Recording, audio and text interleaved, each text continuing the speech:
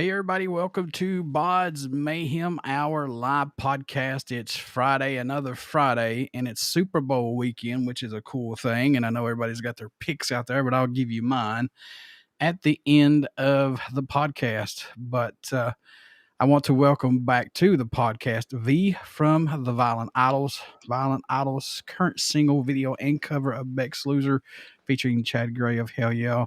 And Mudvayne is out now. Next Friday, February the 18th, Violent Idols will release their new single, No One Is Free, produced and mixed by King Churko and recorded at the Hideout Recording Studio. Also, Violent Idols released Fuck You featuring Aaron Nordstrom, vocalist of Gemini Syndrome, Unscripted Violence, which was at the time AEW's world champion, John Moxley's theme song at that time, folks. Not now. Mox is not the champion now. So that sucks. We got Hangman Adam Page is the champ now. But anyway, that was a big breakthrough for V and Violent Idols. Also, Break On Through and New Religion featuring Kaz. He's an upcoming phenomenal guitarist. And also check out his current album, EP, Adultery. It's out right now. So I think I got you all covered in there, V. How about that, man? Yeah, that's pretty good. A plus. So how you been doing throughout all this pandemic and all this process, man, you've been going through the last couple of years, man? How you been doing? Oh man, it's it's been really, oddly enough, it's worked out really good for us, or for me. I think this is a band and a project that always had some alternative marketing in mind and some alternative ways of reaching people that aligned really well with where where the pandemic put a lot of us. So some of the things we were already thinking about, planning on doing, were things that other people had to adapt to, during all this. So when it comes to live streams, just using the internet more effectively, using all the different platforms more effectively, we already had our eye on that ball. I think going into this project. So it allowed us to be able to make a pretty natural progression through what my intention was with this, and just what the world allowed us to do. I mean, you're right, because a lot of bands had to adapt to this because a lot of them were not used to putting stuff out live stream and putting stuff out like it is right now. You, on the other hand, you're adapted to this like other new bands. This is nothing new to them. But if you're an old school band that was touring every single day, this is a new thing for these folks, because like I said, if you're not a well-known band that's huge and you can make it off sales right now, Mhm. you're screwed pretty much. Yeah, no, totally. I mean, the traditional model of the music industry, let's say, and even the rock music industry more specifically, lent itself to doing certain things that out the outset, I knew, I didn't want to go get in a van and play for 5 people at a time until I reached a point where there's 300 people there. So I knew right away, okay, how do I make this work without doing that? Lots of it lends itself to the internet, podcasts, trying to make sure you're in alternative places. Even like the John Moxley theme itself was a major catalyst to getting our music in front of people that wouldn't have found us any other way. But instead, there's a million people tuning in to AEW Dynamite every week, and for 30 seconds or a minute, they get to hear a song every week. And even since Moxley's character moved away from our song, our numbers even on that song haven't dropped that much. I mean, the wrestling audience themselves have been so supportive of us continuously and what we've been doing, that it just became a different avenue. Instead of getting played on the radio, we're getting played when a guy walks out a curtain, and there's enough people watching that guy walk out a curtain to to hopefully look us up and have our songs continuously streamed. Oh, you know it is, man. Just back when WWE did that stuff, when they put out those entrance albums, you know what I'm saying? So Yeah, a lot of Totally. people went and grabbed that, and tonight is Rampage, folks, of AEW. Don't Yeah. forget. How, Yeah, how and I mean, I was already a fan of those things, right? So I've already been a huge wrestling fan, and extremely involved kind of in that world. mm, So it wasn't like I just got transplanted into it all of a sudden out of nowhere. It was very much a natural evolution in my own life. You know, outside of this alter ego, let's say, that that made that possible, and then also made it so when it did happen, I wasn't an outsider to it. I could connect with the fans on a fan level, and I didn't have to front to talk about it and to be like to talk about matches and exchange tweets on the internet. It was a community I was already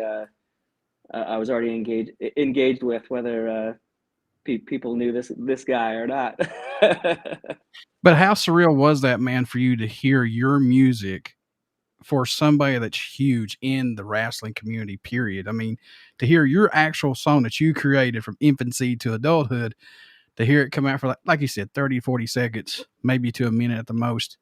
And to me, that's huge for you, man. And kudos about that too. A dream come true, a total dream come true. And I mean, quite honestly, even right up until them using it, I didn't know if they were going to use it. And there was a lot of back and forth, other cooks in the kitchen, let's say.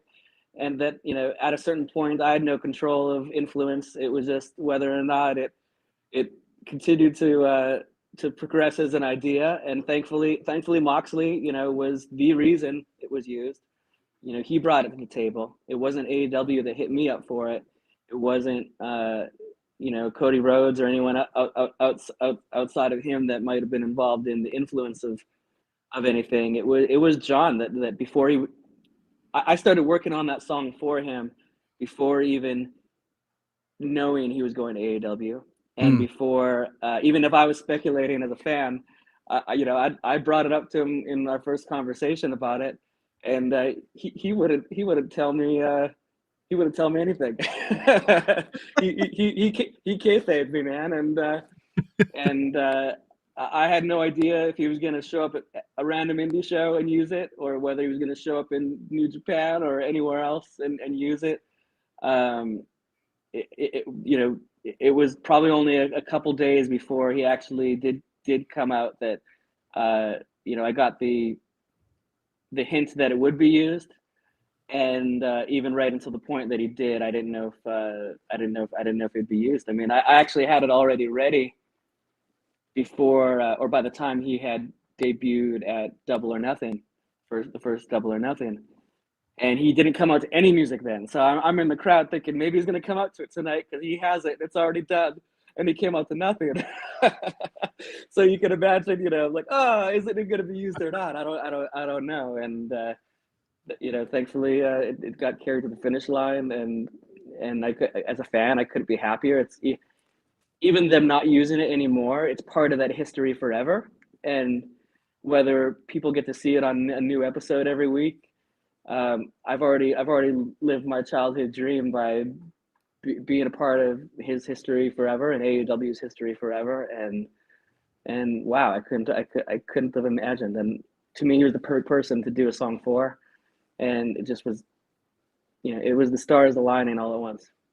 I want to say this too before we move on. Me and V both are huge wrestling fans, but for someone as big as Moxley's stature to say I need to get mental help for myself, that's huge for him to stop Oh and yeah.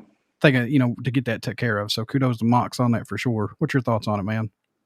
Yeah, no, I mean, I wasn't at all aware of those issues within his private life, and stuff until everybody else was as well. And I mean, great, I found awesome for him. I think that's something that a lot of people struggle with in general, and let alone within the wrestling industry, let alone within the music industry. Like when we're talking about addiction or any kind of substance abuse, be it alcohol or otherwise. And it sets a great example that you can that it's okay to acknowledge it and talk about it, and it doesn't make you weaker, and it doesn't make, and if anything, it inspires other people that need that strength to be stronger. And I'm super happy for him, and I'm super excited for all the people that it might have already helped. Sean Hansa says, "What up, V?" So you have some. I love Sean. Sean has one of the most popular AEW playlists on Spotify, and is a big supporter of this band. I actually, he's so much of a supporter. I tracked him down, and which wasn't hard because he kind of already had probably tracked me down. And I actually sent him my original prototype mask as a thank you gift for the support. So he has the original prototype mask. This is actually version 2. And that's how much I appreciate people. Where this isn't it doesn't matter if you're just introducing me to a few people. If I notice you making a lyric video or sharing our stuff or liking our stuff enough times, I'm gonna throw a T-shirt in a bag and get it to you, because it means the world to what I do at a grassroots level. Folks, if you have any questions for V or for myself, if you want to ask us anything, please. my light went off. 1 second. I saw that. If you have anything, I'm in the dark, but I'm here. Let me turn it on. It was planned that way, folks. It was planned that way. Never mind. If y'all have any questions, please just drop them in the chat, and we'll answer them as quickly as possible. But we will answer them. Switch this bad boy back on. Technical difficulties always here on the podcast. So,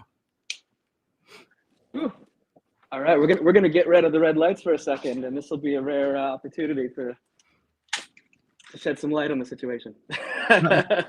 Oh, exclusively here on BODS Mayhem Hour. Here we go, folks. Because no matter what you plan for, something always goes wrong. All right, that's quite okay. It's up to you to adapt. Emerser, Violent Idols is definitely one of the best artists out now. So kudos. There you go. Big fans of Immerser here at Violent Idols. We actually just finished writing a track together that will be Violent Idols featuring Immerser coming out in a few months. Yeah, that's John, man. John's a badass musician. Play super badass. He's so good. I want him to play in my band. So how excited are you to have cover of Becks Loser featuring Chad Gray of Hell Yeah and Mudvayne out now? How did that come together, man? Let's talk about that a little bit. Yeah, no, that was a lot of fun to do, first of all. I mean, I remember sitting on the school bus as a kid with someone showing me, some punk rock girl beside me showing me, a Mudvayne CD, and looking at the cover for the first time and being like, who the hell are these guys? And they scare me, and I haven't even heard the music yet. And alas, I have arrived to the same level of we're a chip off of that lineage, I think, in a lot of ways, and inspired by that trajectory of metal, new metal, whatever you want to call it. Some people call it shock rock. I don't think that's fair, but no. So it's like coming full circle in life when 25 years later you're collaborating with that guy that was on that cover, who once scared you, and now next to him I'm the scariest guy. So about this collaboration itself, that was something that actually, from the time I started working on that demo to the time it came out, was actually about 2 years. And I always knew I wanted someone else on it, and he was actually always in my mind. I don't think I ever even considered pitching it to anyone else first. He was the first person I brought it to, and was like, hey, I know this is weird for a metal guy to cover a Beck song. It wasn't something I had heard before, let's say, and maybe I've always been more of a Beck fan than I am a traditional metal fan, but I love to see how the two worlds can intermingle and mix. And there was something about that song that I think, even as soon as I started working on the demo, I was like, this works really well in a really weird way, where even the lyrics itself about choking on the splinters and, you know, why don't you kill me and all that kind of stuff. I'm like, that is a hard rock lyric if I ever heard one. Mm-hmm. Even if we don't think of Beck as being a heavy or hard or metal, you know, and Right. you know, it was an experiment I wanted to see work, but I didn't know if it would until you know, we started to dig into it. And Chad, to his credit, you know, was willing to take that chance with me, and really gave it his all. And by that, I mean, he didn't just agree to do it. You know, we worked on that. You know, we worked on that a bunch. He kept recording his vocal and then wanting to redo it again the next day because he thought it could be 10% better. He thought the next day could be 10% better. We re-recorded his vocal 5 times because he wanted to re-record his vocal 5 times. And, you know, it might have only got 10 or 20% better each time, but by the 5 times, it was 100% better. And he was right for wanting to do that. Even if at the time I'm just like, I just want to get this song out and it's already great. You know, the first time you did it. But, you know, then we did that and then he's like, I want to do a video for it, you know, and stuff. So, you know, I wouldn't have even asked him some of those things or to do that. I don't want to take advantage of his celebrity or you know, or his time. And, Sure. And he was just naturally so excited about it. To the point that my original intention wasn't even for him to sing the whole song. It was maybe for him to do a verse and I do a verse or something like that. And he just showed up to the studio knowing the whole song, having practiced the whole song. And I just loved his energy. And, you know, I let him run with that because I think I was honored that he wanted to. So, you know, we just rolled with that. And, you know, in the end, I let him release it as Chad Gray featuring Violent Idols, or Chad Gray and Violent Idols, rather than Violent Idols featuring Chad Gray, like maybe some of our other previous collaborations. And that was just because, you know, he was so excited for it. And, you know, he in my opinion, he deserved that. You know, he deserves to, you know, it's not about me trying to capitalize off him. It's about 2 friends being able to work together on something. And, you know, both have fun and both branch out and everything. So, you know, yeah, that was fun. I mean, that video was so fun to make too. That was just a blast. Sean Hossa says the Loser cover is amazing, and it is amazing because when you think of Chad Gray of coming from Hell Yeah and Mudvayne to put his twist on this cover, was it difficult, man, to add your all's twist on this, to get it just right what you want to say, yeah, I think we did justice on this one? You know, in some ways, yes, because there's the insecurity, the general insecurity of, even if you like it, even if the 2 of us like it in the room, we're still totally aware that, hey, will metal fans like it? You know, is it? We might think it's cool because we did it. Of course, we like it. You know, but until you actually release it, and until you actually get it out in the world and have a chance for people to interact with it, you know, you don't really. I don't. At least, you know, speaking for myself, you don't really gain that confidence or acquire that confidence until you get to see, you know, what happens once it's out. I like the video because there's one part in it that just sticks in my mind. Is it? I think you're in the buggy that's being pushed across the sand. Is that right, or is it Chad? I'm pushing him in the buggy. Yeah. That sticks in my mind. That's the funniest part. I mean, I'm not knocking the video at all. I'm just saying I like it, but it's cool to have Yeah. fun in that video, and to see you pushing him, it's just like, what the hell? I mean, same. You know, it's the same thing with the song as with the video. When we're doing the video, it's like, this could be totally ridiculous, and this could be the least metal thing that either of us have ever done. But, you know, once we saw the edit back when Wombat, the video director, sent us the first cut, it was like, holy crap, this looks like so much cooler than it felt at the time.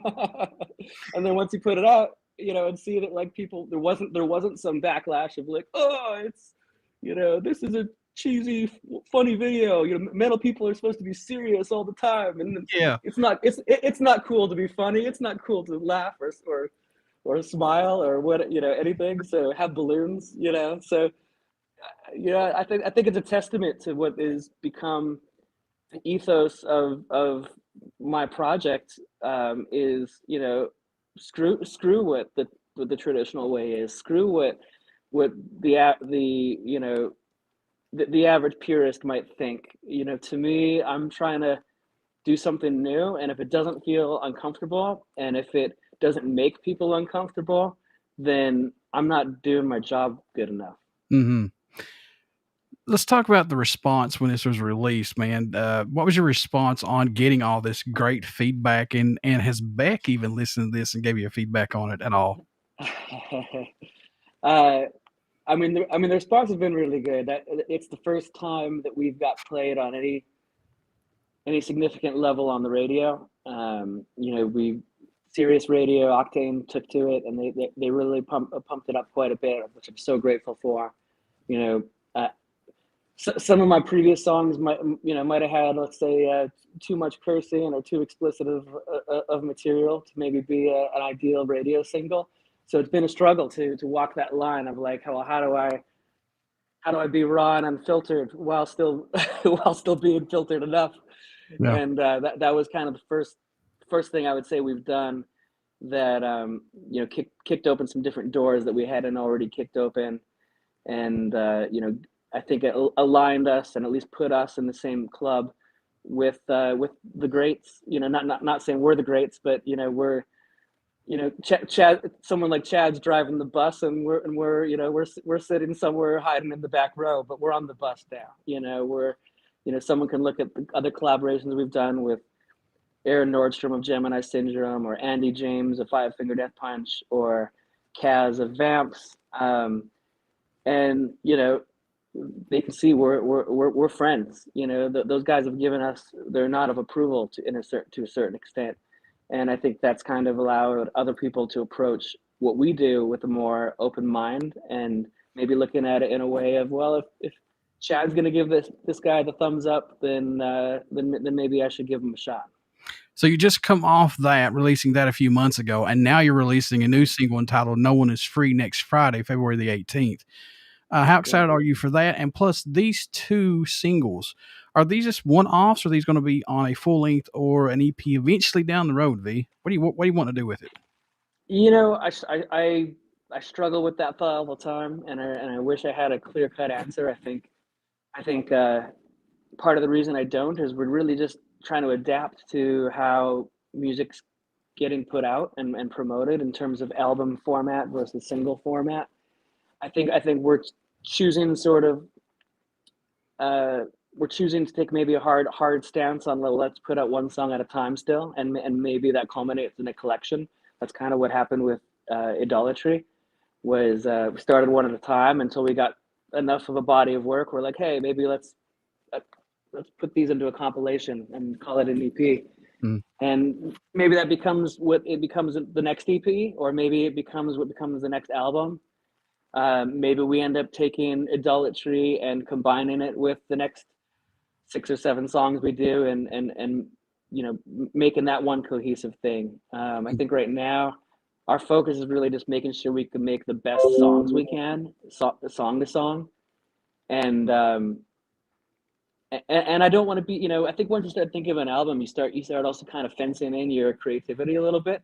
You start thinking about, well, what fits on this album or doesn't fit on this album, and if I have these 5 songs and I put this other song beside it that's a little bit of an outlier, does it tarnish the integrity of those songs? And I think what I've learned with singles is it kind of allows us to have a fresh start every time, and it allows us to pivot. You know, some songs you know, some songs are more metal and more traditional hard rock, and some songs are more electronic and industrial, and that's something I want to flirt with even more, probably to the chagrin of a lot of metal purists. But you know, I want to see what it's like when we try to not just compete within our own genre, Mm. but try to take what we've learned from our genre and apply it to compete with every other genre too.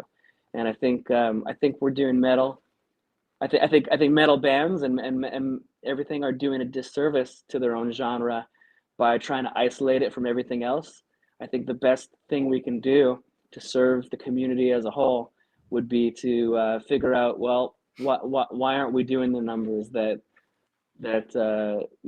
other things and other genres, be it pop, hip hop, whatever, are doing? Because rock right now, even though thriving, and even though it certainly isn't dead, and I would never say that, it's definitely the underdog, and it's definitely not at the conversation table for most people that don't listen to it already.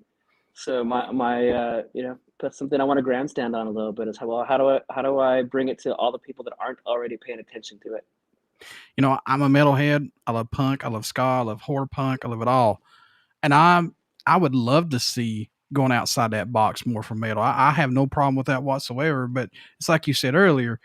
You hear other people, if it ain't metal, fuck it. It ain't metal. Blah blah blah. I hate you. Blah blah blah. F this. Blah blah blah.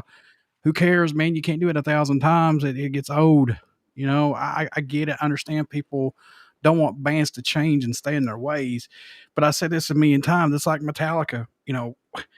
How long did they have to stay mad? How long did they have to do the same old album over and over, which I love, don't get me wrong. But listening to something different every now and again is like a breath of fresh air, man. You know? Totally. And I know even myself, I don't just like one kind of music. When I go home, I'm listening to everything from my favorite Motown records to my favorite metal records. And I think I think there's just a lot of wiggle room to pull from all these different places and do something new. And I think that's just at least more exciting and more interesting to me than sort of spinning our wheels all together in the ditch. We need to Mm. get out of the ditch, and we need to get in the race and get in the game. Whether I think I can do it or not, or be someone on the forefront of doing that. I mean, yeah, my ego tells me I can, but only time will tell. And but I think it's going to take at least floating that level of thought and concepts around within our community, so we don't feel like we're one of the only ones that's going to be trying, or that it's going to take us all, I think, opening our minds a little, and trying to hopefully come up with a big win that extends that we can all benefit from. Mhm. John from E. Mercer, brilliant words from the philosophy, the philosopher, or whatever. Yeah, it's all good. Thank you, John. Um, Here's another thing I want to ask too, man, because since being in this pandemic gave you a ton of time to work on a lot of songs. How many songs, if you don't want to reveal them, that's okay. But how many songs are you setting on right now that you're going to release as singles, but maybe eventually, like John 5 did, like you said earlier, release all these singles, and then at the end of the year, maybe put out a full length with all of them? Yeah, I'm sitting, I would say, on at least an album of material that's near completed. Hmm. Um, at the same time, that being said, there's been stuff that I've sat on or had finished, 5, 6 songs in advance, and then all of a sudden come up with something new where I'm like, you know what, this new thing that I just did is heads and tails better than the last things I just finished in secret. So let me put the new awesome thing and sideline some of this other stuff. So, I really want to always put our best foot forward every time. And if it takes me coming up with 10 songs to throw away 8 of them, I'm okay with throwing away the 8.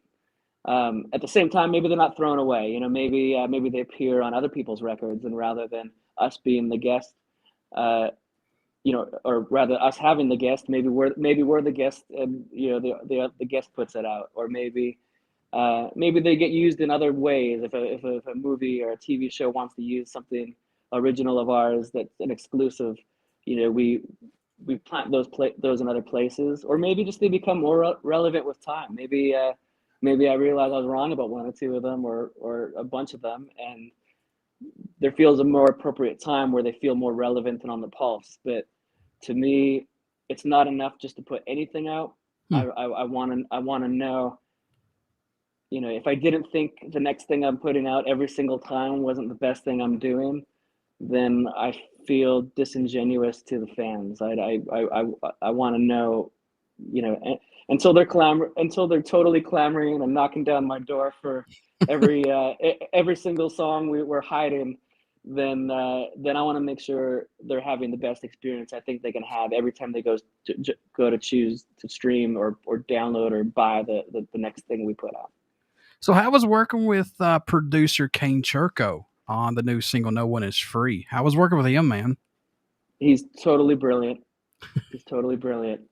Um, he's a big reason why we've met a lot of the collaborators we have, Hmm. and he's a wrestling fan as well. So it's we get each other, and he gets us, and I think he knows what kind of place we're coming from, and how to adapt it to what he does. And we've learned so much about you know making songs really, um, and applying it to, to what we do. Working with him though, does he push you? Does he help you grow as a musician? I mean, he's probably the first one to tell us to throw something away. he's he's the first one to say, you know what, go rewrite this because it can be better. Yeah. And not just because it can be better, because I know you're better in you.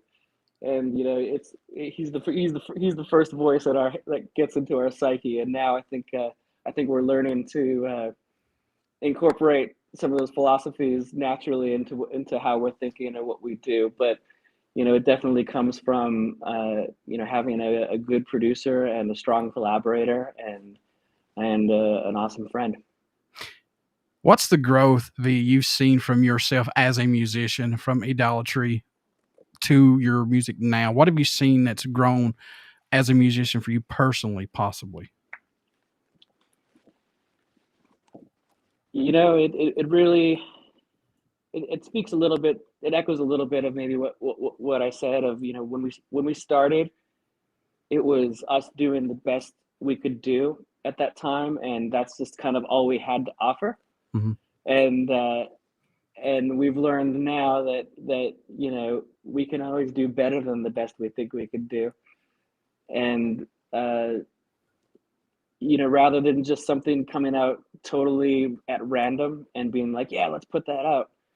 Now we're thinking about like what do our fans want? What do we think will beat something we've done? What do every song becomes a new benchmark for you know for what us competing against ourselves. So in the beginning we've had no previous benchmark, and we went from putting out the first song, which was the John Moxley song, and a big reason what this project became and what we built around, this band probably wouldn't even exist had that not been the first stepping stone and the way for us to instantly reach an audience and connect them with more music. But that song was instrumental. That song didn't even have vocals, right? So it's the only instrumental song we've put out so far.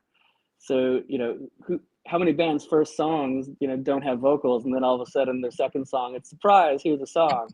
And then the third, and then each time we try to pivot a little bit, take a step left, take a step right, try to see what works better, and maybe what doesn't work. I couldn't tell you off the top of my head what I felt doesn't work yet. I think everything has kind of had its own benefits, but every time we get stronger because our benchmark is stronger. We're trying to always beat our old selves, and the more success our old selves have, the harder we got to work.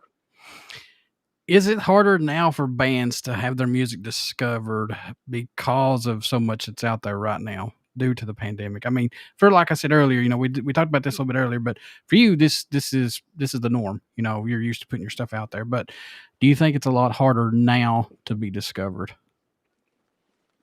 It's my answer is yes and no. And so I think in some ways I think of the song as the needle and the internet as the haystack. Yeah, that's what. And it's really hard for people to drop the needle into the haystack and hope that people can find it, because there's just so much stuff to compete with, not just in our own genre, but within, not even just within music in general. You're competing for people's attention. You're competing for them to spend time listening to you instead of playing a video game or watching a movie or doing anything else that they can do, like argue on the internet or whatever. So there's so much to compete against, and that does make it a challenge. You can't. That's where the traditional ways don't work as well anymore, because they're too they're too linear in a certain sense. If that's hopefully it's not too abstract, but at the same time, to validate what's possible is that there's a million other ways for things to work, and there's not just one way for things to work anymore.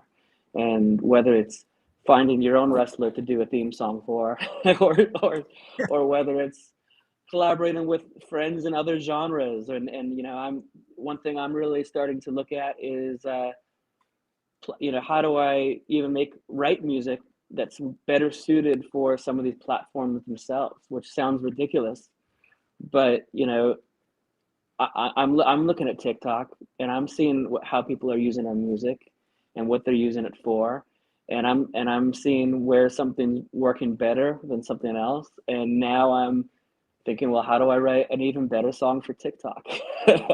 And that might sound like the least metal thing anyone's ever said in the history of time, but let's call it tick rock, Yeah, yeah. and but that's the new radio.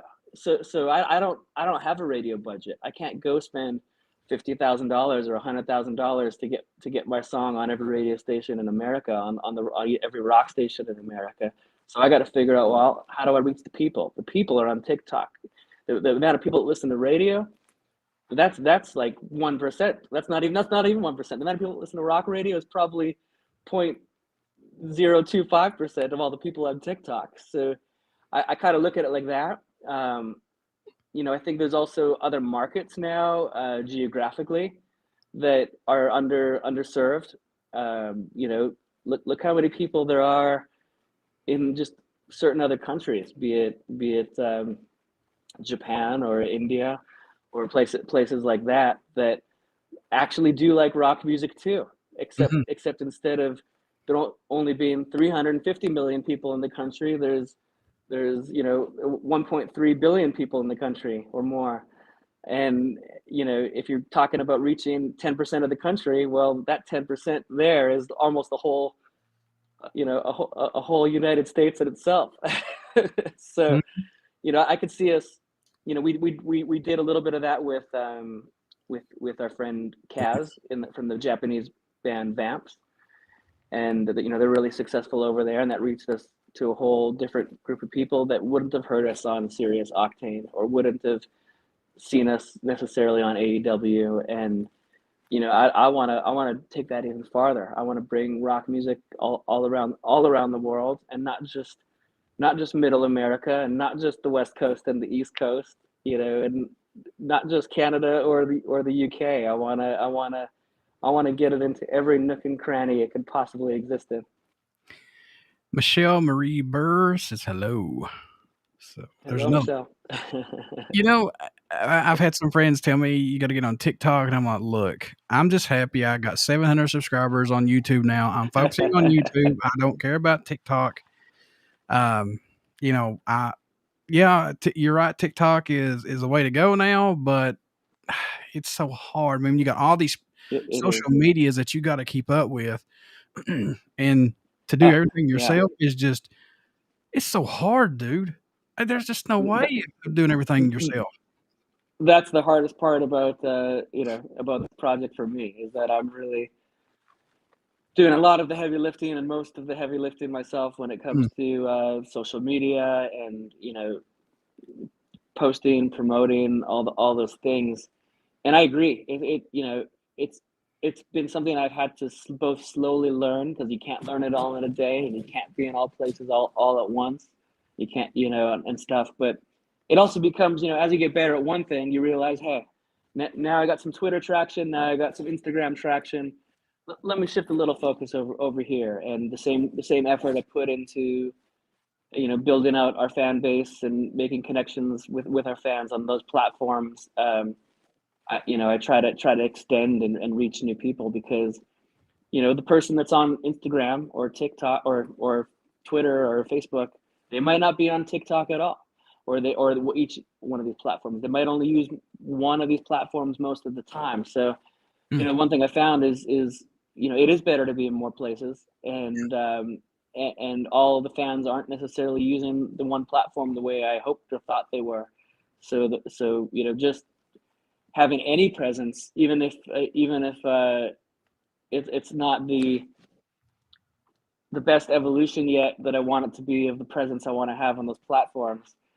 Just having any presence has helped us reach new people that wouldn't have otherwise heard us or known about us. And it's just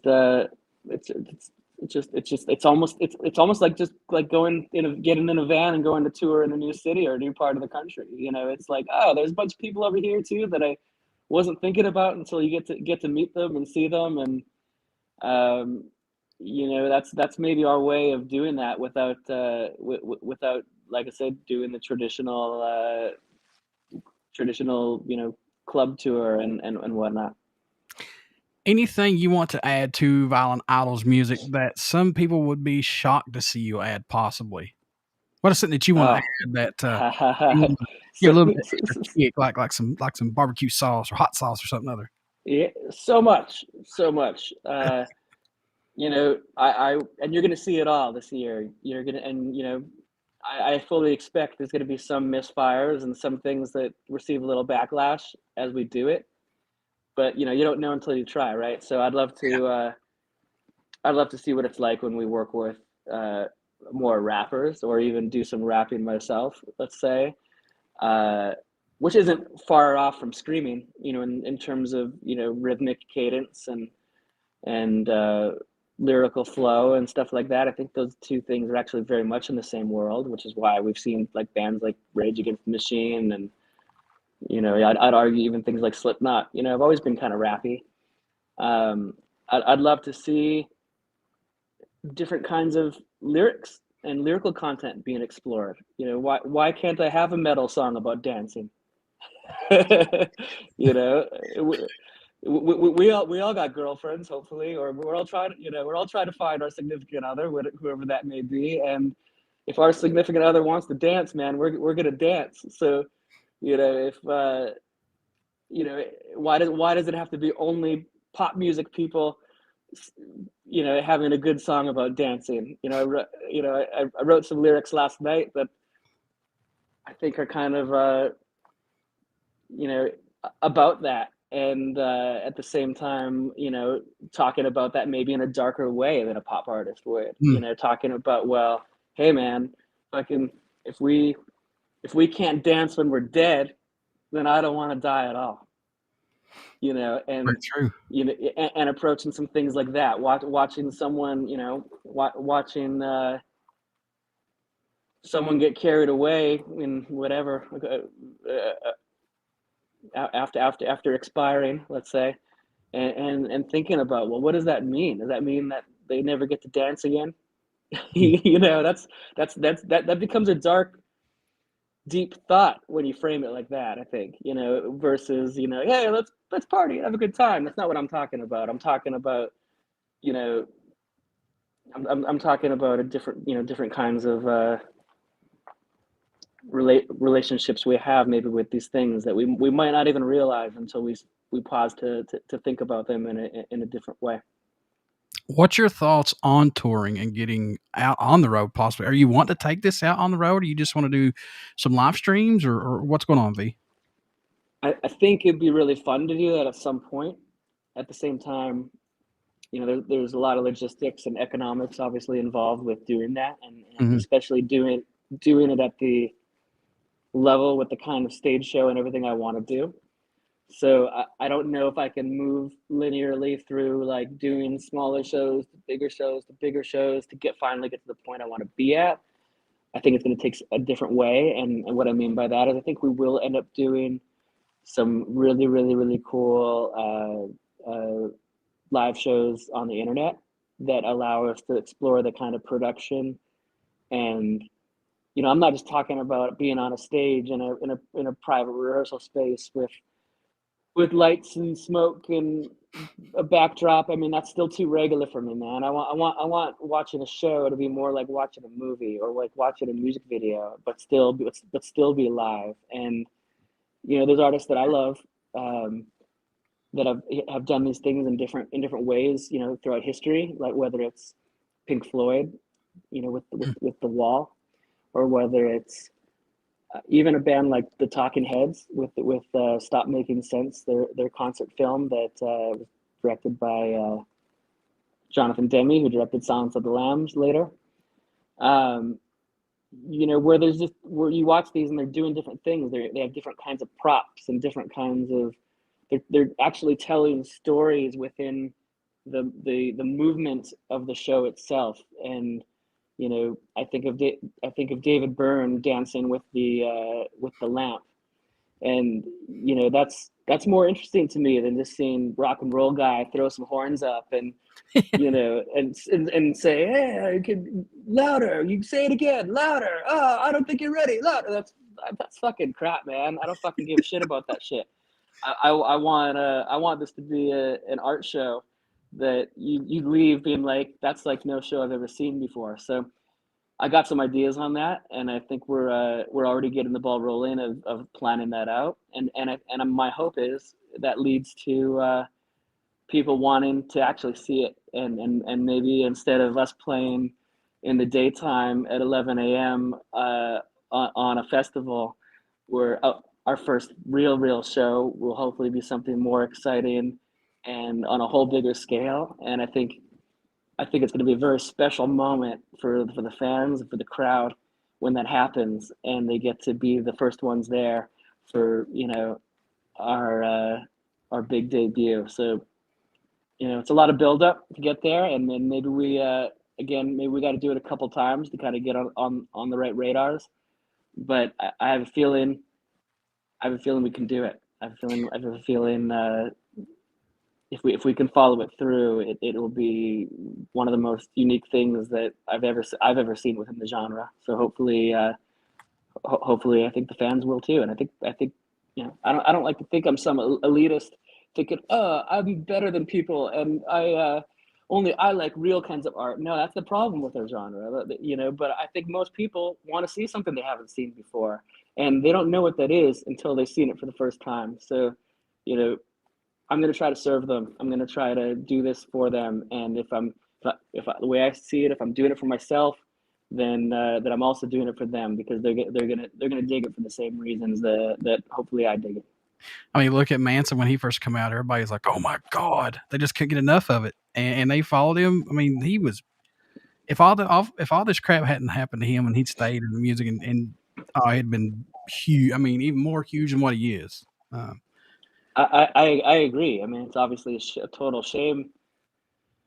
What's transpired. At the same Yep. time, maybe that also, oddly enough, creates some room in that marketplace for the next generation of bands like ours to pick back up where that left off without the really unfortunate stuff that surrounded him, and bring it back to the reason that art worked, and bring it back to the reason that it felt visceral and exciting and new when it first launched, Mm-hmm. and not just try to repeat it. It's like the Beatles didn't take ideas from 40 years before them and try to repeat them verbatim. The way lots of rock still is trying to repeat things that happened in the 80s and the 90s. We got to take that philosophy, but we got to evolve the result, and we got to apply that same pioneer philosophy and work ethic, but apply it in a way that no one before us has done. V, what do you hope everyone takes away while listening to any of these new singles or your debut EP, Adultery in general, man? What do you hope they get from all this? I really, it's so much more than just a catchy song to me to make music or anything like that. I really want people to be inspired and to think about things differently or in a new way, even if it's not the way I want them to, but just something that inspires them to think about something they maybe previously hadn't. So when I'm writing each song, I'm I'm trying to provoke them to think. I'm trying to provoke them to feel. I'm trying to yeah, we're called violent idols, but it's, if you really read lots of our lyrics, it might sound aggressive on the surface. You might be able to take it aggressively, but when you actually read it, I like to kind of implant, contrasting ideas that make it so when you're listening to our new single, shameless plug coming, when you're listening to our new single, No One Is Free, it's not about just me saying, oh, no one is free and you should believe that. It's about talking about, who do we serve, and who should we be serving. Let's stop picking one side or the other and fighting with each other. Let's start fighting ourselves. Let's start trying to figure out a way to free ourselves from the tribalism and the division that really enslaves us. So it's not about a particular point of view or the other. It's about, no matter what your point of view is, you are a slave to your point of view, and until you can distance yourself from your own biases and your own uh, hang-ups and history and experience and everything, and really see things, from the other person's point of view, then you're a slave, man, and you got to work on, why wouldn't you want to find a greater level of freedom where you're not chained to that emotion or that ideology. You're hopefully hopefully finding something bigger that allows you to be part of something bigger with everybody else. Sean Hunsa says every time Violent Idols releases, well, stupid Google thing from my other. It's okay. Sean Hunsa says every time Violent Idols releases music, it's on repeat for a month for me. That's good. And we've had kind of some slow output thus far, trying to get the ball rolling. I mean, we've only put out about, seven songs in almost the last 2 years, which isn't a lot by any standard. But thankfully, we got a bunch in the can. We got a bunch lined up, and No One Is Free is just the tip of the spear of what's to come this year. See, man, again, I see no problem with that because, and I know, like you said earlier, and I even agree with you, everybody's attention span is like 2 seconds. And like next day, it's like, okay, what did you do for me yesterday? You know what I'm saying? But, when you grab a hold of that band and they're releasing songs like every year and a half to 2 years, it's like, oh, I got another song I can jam out to for a while. It keeps, you keep giving them that little bit of dab and they're like, they keep coming back for more. So I have no problem with that. And I think that that's good because I don't want something every 6 months from a band that I like, you know, I mean, that's just me Totally, personally. and it's easy to lose people. It's Mhm. easy to lose people with the wrong thing. I mean, yeah, let's take it out of music for a second and say, Bruce Willis was in eight movies this year, and they're all voted as some of the worst movies he's ever been in ever. So, should he have been in? They're actually having a whole new category for him at this year's Razzie Awards, which the category is going to be the worst Bruce Willis movie of the year, with all eight of his movies as the nominee. And I think that's just funny, but it's sadly true that it's easy to think that more is more. And I think yeah, I look forward to the artists that I like that put out a record every 3 years more than I do to a band I kind of like that puts out a record every year. And when a band I like finally drops that album, I'm doing the same thing. I'm listening to that album. I'm listening to that album every week for the next three years, because I know how awesome and special it is. And you whether it's just playing tricks on our own psychology, maybe, I don't know, but I don't think that's the case. I think the best teachers I've had in life have taught me that less is more, and better to get something right than to blast people with a bunch of versions of good enough. I know you have a lot of music, man, that you go back to and you listen to, but do you still have a go-to album or just maybe a song that you find yourself going back to and listening to from time to time that you can't quit, man? You can't kick it out of your repertoire of music that you gotta have, you gotta listen to it eventually. I probably have a favorite from every genre, and but when I think about things that were turning points for me as a even as a kid that still stick with me profoundly to this day, it is things like Nine Inch Nails. Um, hearing something where while I'm listening to it, I'm like, I don't even know what I'm all hearing. I don't know if I'm hearing a keyboard or a guitar or a guitar that sounds like a keyboard or a keyboard that sounds like a guitar, and it just plays. It makes me think. It plays tricks on my brain, and I want to know why, and I want to hear it again and again to try to dissect it in my head. And that extends to the visuals. I remember seeing not Nine Inch Nails March of the Pigs music video, and everyone's wearing leather and they have like makeup, and this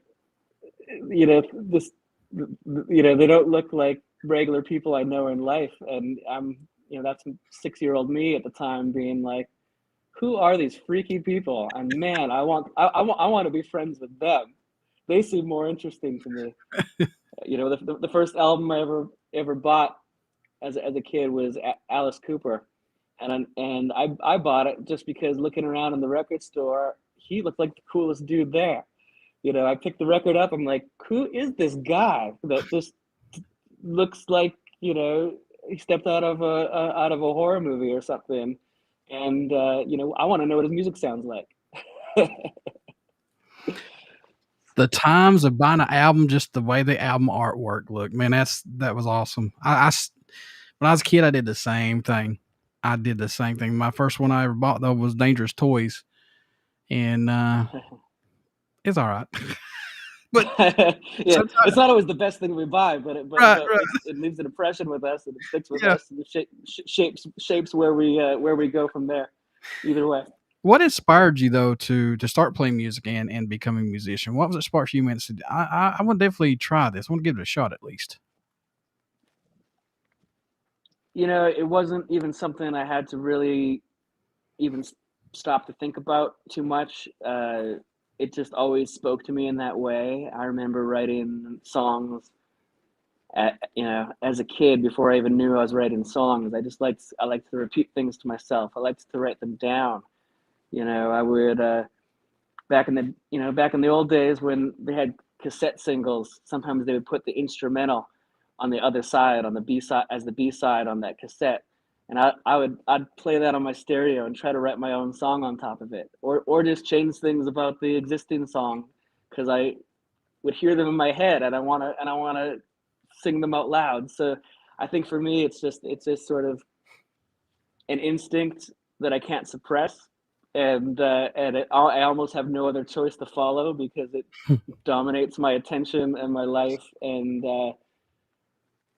it just keeps moving me forward. Maybe if it didn't, I'd think differently about it, or I'd find something else that it gave my brain more of a reward. But still, making music, solving the riddle of what a song is and what it can be, and trying to bring it from an idea or a conversation into a real life, fully grown song that people can also experience is like still the greatest mystery of life to me, and I can't get enough of it. Folks, you want to get out and pick up Violent Idols. New song that's going to come out on February the 18th, entitled, let me find it again here because I know I would screw all this up. No One Is Free. That's going to be out next Friday on the 18th. That was mixed and produced by Kane Churko, and Kane's a phenomenal producer. He's done a lot of work here with a lot of phenomenal musicians. Also pick up the Chad Gray cover of Becks Loser featuring Violent Idols. Really, really good stuff. And please get out and grab Idolatry from Violent Idols. Good stuff, man. I've supported V ever since they've came out since last year. I mean, I've supported them ever since these. I was his first interview, folks. So Yes, that's absolutely correct. and That's why I'm here today, because I remember that, and I remember everyone that helps us up at every step.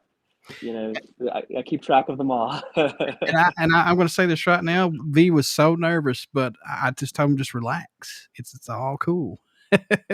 And that interview went off like a notch, man. It was awesome.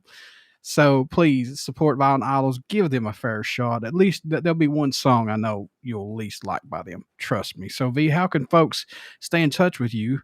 Buy this single, all your stuff that you're going to be doing, and all your old stuff. How can they do that, man? Yeah, I mean, we're in every spot. So if you use Facebook, go to just type in Violent Idols. We're the only ones. You can go to violentidols.com. You can go to Instagram.com/Violent Idols, Twitter.com/Violent Idols, Facebook.com/Violent Idols, YouTube.com/Violent Idols.